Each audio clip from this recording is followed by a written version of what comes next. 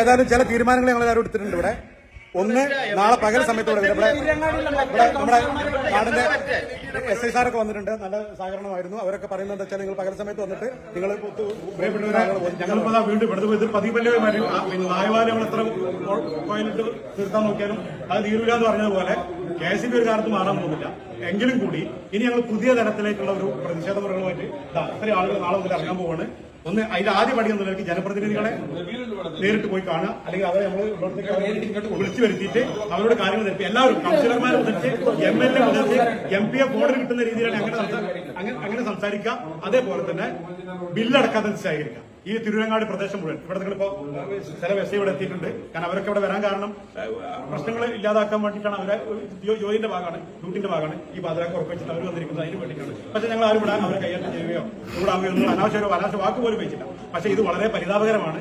ഓരോരോ വീട്ടിലും പിഞ്ച മക്കളുണ്ട്, ഗർഭിണികളുണ്ട്, പ്രസവിച്ച് കിടക്കുന്നവരുണ്ട്, അതേപോലെ തന്നെ സർജറി ഓപ്പറേഷൻ കഴിഞ്ഞവരുണ്ട്.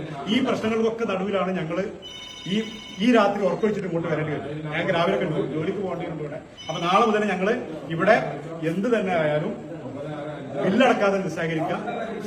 ഞങ്ങൾ ഒരിക്കലും സഹകരിക്കില്ല, ബില്ലടക്കില്ല. അവർ വന്ന് ഫീസ് വരട്ടെ. എത്ര വീടുകൾ അവർ ഇനി ബില്ലടക്കില്ല, ഇനി ബില്ലടക്കില്ല എന്നുള്ള തീരുമാനം. ഇനി അതിന് പരിഹാരം ഈ ചൂടുകാലം ഇനി മഴക്കാലം വരും. അത് മറന്നു, ഞങ്ങൾ മറന്നു. ഇനിയിപ്പോ 4-5 മാസം മഴയും നല്ല വോൾട്ടേജ് ഒക്കെ ആയിട്ട് അങ്ങനെ പോകും. ചൂടുണ്ടാവില്ല, ഇനി കറണ്ടില്ലെങ്കിലും അതായത് ചൂടുണ്ടാവില്ല. അത് കഴിഞ്ഞാൽ മറക്കും, പിന്നെയും ചൂടുകാലം വരും, പിന്നെ ഇതേപോലെ വരും. ഇത് ഇനി അനുവദിക്കില്ല. ഇനി ഞങ്ങൾ എല്ലാവരും ഒറ്റക്കെട്ടായിട്ട് വോട്ട് ചോദിക്കാൻ വേണ്ടി നമ്മളെങ്ങനെ ഓരോരോ വീട്ടിൽ കയറി ഇറങ്ങി എങ്ങനെയാണോ അതേപോലെ തന്നെ നാളെ നോട്ടീസ് അടിച്ചിറക്കിയിട്ട് ഓരോരോ വീട്ടിൽ പോയിട്ട് വരെ ബില്ലടക്കരുത്. നമ്മൾ അവർക്ക് ഉറപ്പ് കൊടുക്കാം. നമ്മളവർക്ക് ഉറപ്പ് കൊടുക്കും. ഒരു കാരണവശാലും ഫീസ് വരാൻ വരില്ല എന്ന് പറയാം. ഇവര് ഫീസ് വരാൻ വരട്ടെ, അപ്പോഴല്ലേ ബാക്കി അപ്പം നോക്കാം. കണ്ടില്ലാതെ എന്തായാലും ഈ പ്രദേശത്തെ ഏത് ഭരണാധികാരിയാണ് നമ്മളെ MLA വെച്ച അല്ലാതെ MLA നമ്മളെ ആവശ്യം ഒന്നേ ഉള്ളൂ.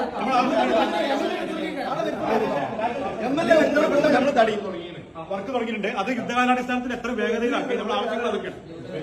ഇനി ട്രാൻസ്ഫോമറുകൾ വെക്കേണ്ട സ്ഥലങ്ങളുണ്ടെങ്കിൽ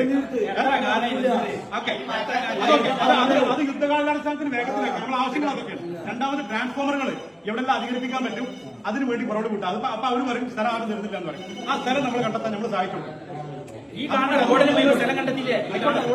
അത് നമുക്ക് കണ്ട് ഇത്രയും ട്രാൻസ്ഫോമർ താഴെ വെച്ചു. ആരെ സ്ഥലം കൊടുത്ത് നമ്മളെ പള്ളി കമ്മിറ്റിയാണ് സ്ഥലം കൊടുത്ത് അല്ലേ? അങ്ങനെ ഒരുപാട് വീടുകൾ തയ്യാറാവുന്നുണ്ട്. നമുക്ക് സപ്പോർട്ട് ചെയ്ത് കൊടുക്കാം.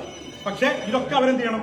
അവർ സഹകരിക്കണം. അവരിതൊക്കെ നമുക്ക് ചെയ്തു തരണം. അതിന് നമ്മൾ ഒറ്റക്കെട്ടായി നിന്നാൽ മാത്രമേ ഇത് നടക്കുള്ളൂ. അല്ല ഇപ്പത്തെ ഈ പ്രശ്നം ഇപ്പൊ പോയി നാളെ അവർ കിടത്തുന്ന പരിപാടിക്ക് ആണെന്ന് ഞാൻ ഇതിന്റെ അവസാനത്തെ പ്രശ്നം ഞാൻ നിർത്തി. കാരണം വളരെ എന്റെ തൊണ്ടിൽ വളം വെച്ച് നാളെ നോട്ടീസ് അടിച്ചിറക്കി എല്ലാ വീടുകളും കൊടുക്കാം.